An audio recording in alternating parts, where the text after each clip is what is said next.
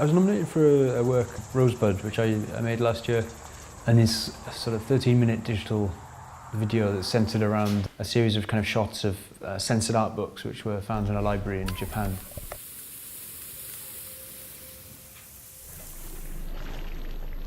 Around the same time, I'd been working a lot with a small kind of underwater camera, that kind of refracting and distorting the image. And Rosebud is really, I suppose, an attempt to hold these quite different sets of footage together in one sort of piece.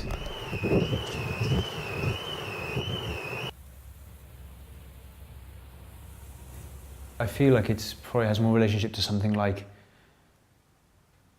an abstract sculpture or painting. Being really about setting up this kind of period of time in which these kind of sensations happen with material. And although the material is, none of it itself is actually abstract, it's all very much like stuff from the world. I kind of like to treat it in a way that's very abstract.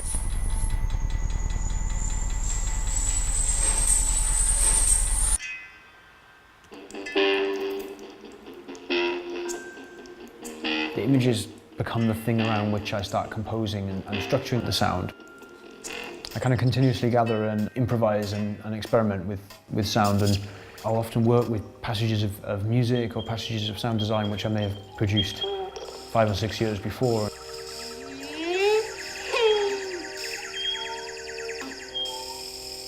I mean, I really like with sound the way you can both kind of enforce an image but then also kind of go against an image. It does have this malleability, you know, and it's easy to kind of fold around different kinds of imagery. In some ways, I'm trying to treat the composition of kind of moving images in a way that has a lot in common with this kind of malleability of sound.